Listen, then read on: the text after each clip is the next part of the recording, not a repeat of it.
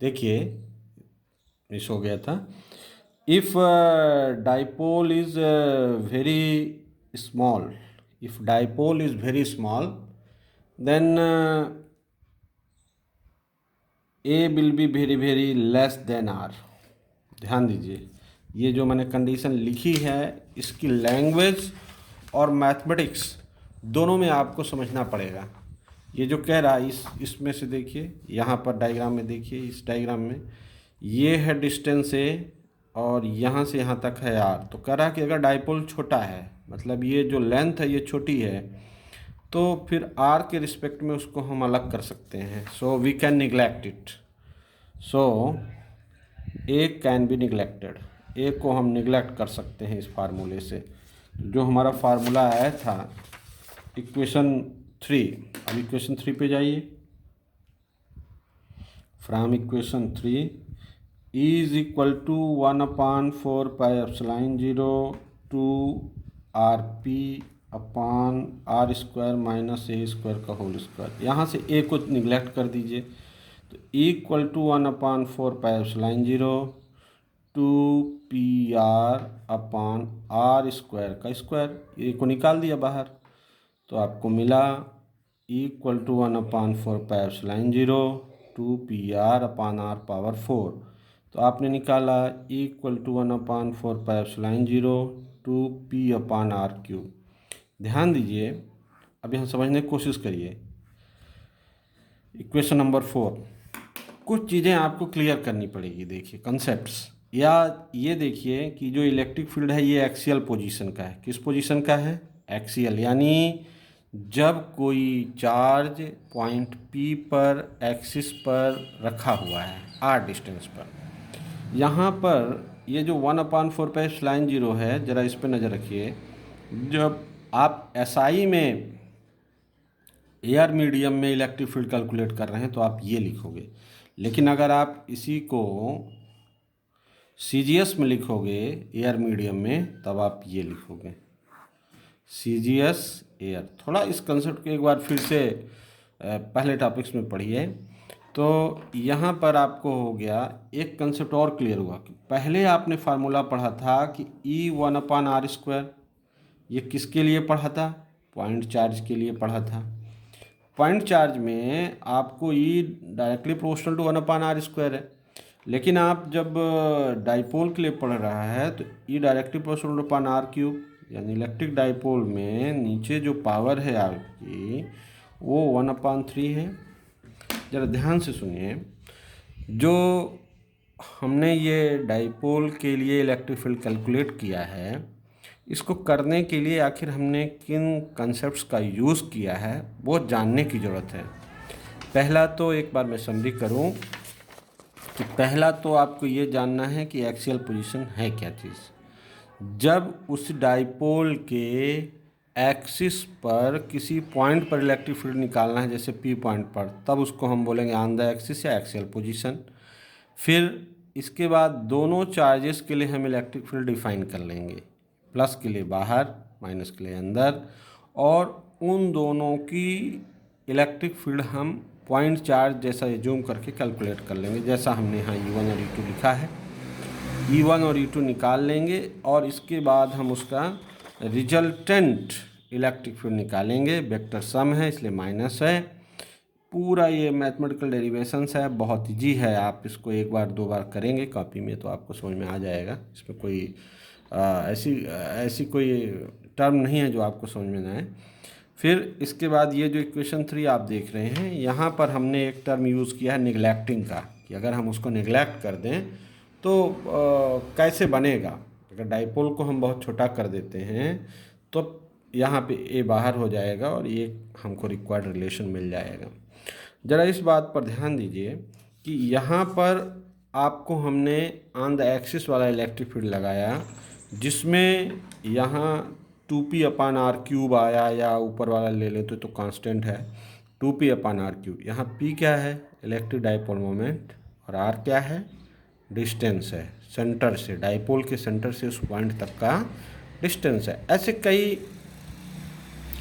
Numerical आपको मिलेंगे जिनमें ये कंसेप्ट यूज होगा। रेफरेंस बुक्स में जो रेफरेंस बुक्स हैं उनमें ऐसे कुछ क्वेश्चंस दिए हैं, और एनसीईआरटी में भी दिए हैं, लेकिन एनसीईआरटी में एप्लीकेशन फॉर्म में दिए हुए हैं।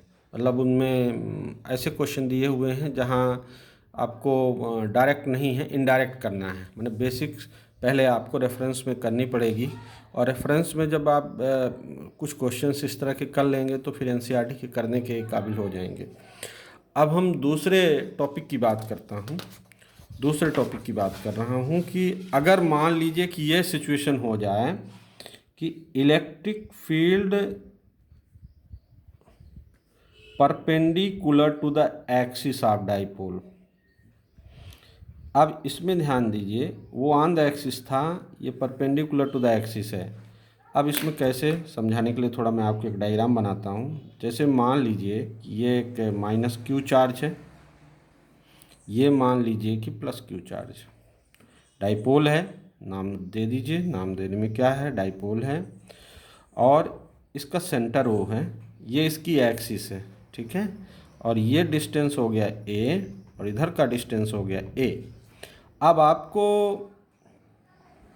इसके परपेंडिकुलर किसी पॉइंट पर आपको निकालना है, ठीक है। तो जब आपको इसके परपेंडिकुलर निकालना है तो इसका परपेंडिकुलर ये लाइन होगा जो मैं लाइन बना रहा हूँ, देखिए ये इसकी परपेंडिकुलर लाइन है।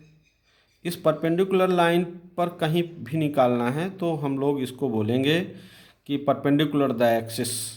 अब इसमें देखिए, या इसको हम लोग को एक्सियल भी बोलते हैं, को एक्सियल पोजीशन। बहुत से नाम हैं, उन नाम को यहाँ लिखना मुश्किल है। जैसे end on position, broad side on position. अगर एंड ऑन एक्सियल को बोलें इसको ब्रॉड साइड ऑन पोजीशन बोलेंगे, उसको टैन ए बोलेंगे तो इसको टैन बी पोजीशन बोलेंगे।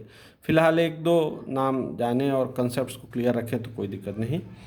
तो ये एक्सिस है, इस एक्सिस का ये परपेंडिकुलर है, और यहाँ पर कोई पॉइंट है, मान लीजिए जैसे मान लो कि ये पॉइंट पी है, ठीक है। इस पॉइंट पर इलेक्ट्रिक फील्ड निकालना है, इस पॉइंट पर इलेक्ट्रिक फील्ड निकालना है। देन कैसे हम इसको निकालेंगे, ज़रा इसको समझिए। ये प्लस चार्ज है, तो प्लस चार्ज के कारण से इलेक्ट्रिक फील्ड यहाँ से कनेक्ट कर दीजिए। ये इलेक्ट्रिक फील्ड आपका लगेगा प्लस चार्ज के कारण से। मान लो कि ये E1 है, ये बाहर की ओर लगेगा, प्लस चार्ज है तो इलेक्ट्रिक फील्ड किधर लगाएगा, बाहर की ओर। और उस पॉइंट को कनेक्ट करेंगे जहाँ पर निकालना है। और ये माइनस चार्ज है, माइनस चार्ज के कारण से इलेक्ट्रिक फील्ड किधर लगना चाहिए बताइए, अंदर की ओर लगेगा। क्यों, माइनस चार्ज है, अंदर की ओर लगाएगा। अब इनकी डिस्टेंस कैलकुलेट करनी है और रिजोल्यूशन बनानी है। जैसे मान लेता हूँ ये एंगल थीटा है, ये एंगल भी थीटा है, मान लेता हूँ कि इक्वल एंगल है। ध्यान दीजिए, अब ये डिस्टेंस तो हमने माना लिया कि ये है, और OP को मान लूँ कि R है। ये डिस्टेंस हमारी कितनी है, OP को हम क्या मान रहे हैं कि R है। जब OP को R है, ये A है, तो ये क्या हो जाएगी जरा बताइए, पाइथागोरस थ्योरम लगाओ, square root R square plus A square. यहाँ A है, यहाँ R है, ये थ्योरम क्या लगाओगे, R square plus A square. यानी ये डिस्टेंस डिफाइन हो गई कि ये डिस्टेंस और ये डिस्टेंस बराबर है, ये R है, चूँकि ये डिस्टेंस बराबर है, ये कॉमन है, इसलिए ये दोनों डिस्टेंस बराबर है। अब ध्यान दो, ये E1 है, E1 को आप ऐसे ले जाइए, दो कंपोनेंट बना दीजिए E1 के। ये थीटा है तो ये भी थीटा होगा। तो जो थीटा वाली साइड है, ये थीटा वाली साइड क्या लिखोगे यहाँ, E1 cos थीटा। ये और थीटा के परपेंडिकुलर है E1 sin थीटा। ये रिजोल्यूशन ऑफ वेक्टर क्वांटिटी है जिसको आप पढ़े थे 11th में। तो E1 वेक्टर है, उसके दो पार्ट हो गए, एलॉन्ग एक्सिस हो गया cos, परपेंडिकुलर टू एक्सिस हो गया sin। अब आप E2 को देखो, ये थीटा है, ये अल्टरनेट एंगल थीटा है। अब E2 के दो पार्ट होंगे।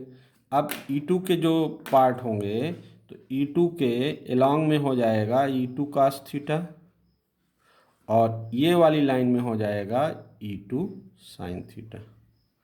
अब ध्यान दीजिए, अब इसका रिजल्टेंट जो आएगा, रिजल्टेंट इसका हो जाएगा E1 cos theta plus E2 cos theta. और ये दोनों कंपोनेंट आपस में एक दूसरे को क्या करेंगे, कैंसिल करेंगे, क्योंकि अपोजिट लग रहे हैं। Since E1 sine theta and E2 sine theta equal in magnitude and opposite, equal magnitude हैं and acting in opposite, act in opposite, so they will cancel the effect. इनका कोई रोल नहीं रहेगा। आप कहेंगे सर E1 E2 इक्वल कैसे हो गए? ज़रा देखिए, E1 का कैलकुलेशन कर देता हूँ। 1/4πε0 Q/BP², और E2 की वैल्यू कितनी हो जाएगी? 1/4πε0 Q/AP², but BP is equal to AP, so E1 equal to A2। अब E1 E2 बराबर है, मतलब ये और ये दोनों बराबर है, तो इसको इक्वेशन 1 दे दो और ये दोनों कैंसिल कर दिए, तो E इज इक्वल टू हो गया E1 cos theta plus E1 cos theta, या E2 cos theta plus E2 cos theta equal है तो कोई वैल्यू नहीं है, 2E1 cos थीटा इक्वेशन 2 दे दीजिए। अब आप इस इक्वेशन को आगे सॉल्व कर सकते हैं, इस इक्वेशन को आप आगे सॉल्व कर सकते हैं। देखिएगा यहाँ पे मैं आपको बता रहा हूँ। E1 तो आपने निकाल लिया, cos थीटा के लिए आप कैलकुलेशन करिए, तो ले लीजिए ट्रायंगल OAP, तो cos theta is equal to base upon hypotenuse, तो A/√r² plus A², value put कर दीजिए, इन इक्वेशन 2 वैल्यू पुट करिए, तो इक्वल टू 2 इंटू 1/4πε0 Q/, तो √r² प्लस A² का होल स्क्वायर इंटू A/A, इसको आप रख दीजिए, सॉल्व कर दीजिए, बस आंसर आ गया। इक्वल टू 2QA 1/4πε0 यहाँ लिख दीजिए कांस्टेंट, और नीचे हो जाएगा r² प्लस A², इसका स्क्वायर हो जाएगा, और इसमें भी आप रूट चढ़ा दीजिए, पावर इसकी हाफ कर दीजिए, इसकी पावर 1 कर दीजिए, तो बेस सेम है तो ऐड हो जाएंगे। कितना हो जाएंगे ज़रा बताइए? ये हो जाएगा P, नीचे हो जाएगा r² plus A² power 3/2। P कैसे हो गया? 2QA लगाया है आपने, ओके। अब आप यहाँ देखिए इक्वल टू 1/4π, अब यहाँ अगर A वेरी वेरी स्मॉल है तो निगलेक्टिंग A, जैसे उस बार किया, तो इसको छोड़ दीजिए, तो 1/4πε0 P/r⁻3, ये कर गए। तो आप ब्रॉड साइड आर्म के लिए या इस पोजीशन के लिए आपको मिल गया 1/4πε0 P/r³, या इसको CGS में लिखना चाहते हो, ये तो SI में है, CGS में लिखना है तो P/r³। तो आप ध्यान दीजिए कि इसमें और उसमें क्या अंतर है। एक्सियल में क्या आया था? 2P/r³, ब्रॉड साइड में क्या आया? P/r³, तो दोनों में क्या रिलेशन है बताइए? ये इक्वल टू 2EB, अगर R सेम है, if R is same then आप इसको ऐसे यूज़ कर सकते हैं। तो आज हमने 2 डेरिवेशंस पढ़े हैं, ध्यान से सुनिए, दोनों डेरिवेशंस बहुत इंपॉर्टेंट हैं। एक्सियल पोजीशन, यानी कि जब एक्सिस पर कोई पॉइंट है, ब्रॉड साइड एंड पोजीशन जब दूसरी परपेंडिकुलर पर कोई पॉइंट है, दोनों को निकालिए, और दोनों में आप ध्यान से देखेंगे डेरिवेशंस की, जो एक्सियल पोजीशन है उसमें इलेक्ट्रिक फील्ड ज़्यादा होता है, और ब्रॉड साइड में पोजीशन में एक्सियल से आधा होता है, अगर डिस्टेंस सेम है तो एक 2 पॉइंट्स हमने बताए।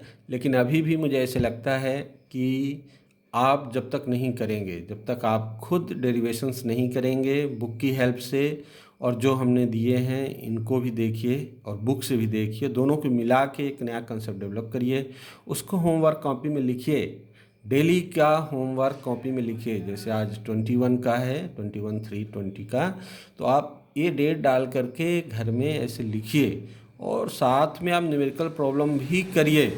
न्यूमेरिकल प्रॉब्लम में बार बार बोलता है, फिजिक्स में न्यूमेरिकल प्रॉब्लम करने से ही मैक्सिमम कंसेप्ट क्लियर होते हैं।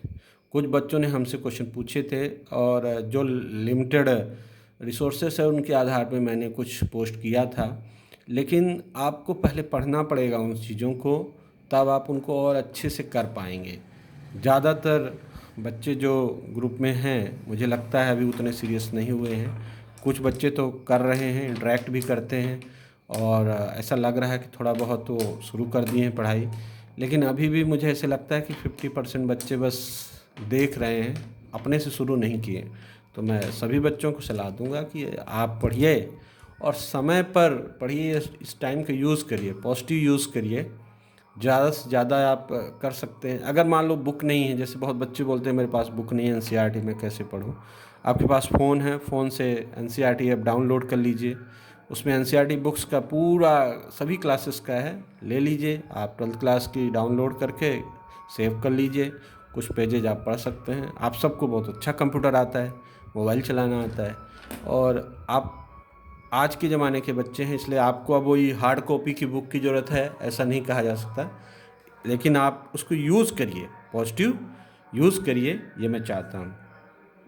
पढ़ते रहिए और जो भी डाउट्स हैं उनको एक साइड में एक रफ में लिखते रहिए, और जहाँ पर ऐसा लगता है कि बुक से कोई मदद नहीं मिल रही है तो मेरे लिए भी क्वेश्चन पोस्ट करें, मैं उस क्वेश्चन का आंसर देख करके जब भी समय मिलेगा तो मैं डाल दूँगा। Thank you, have a nice day, use it.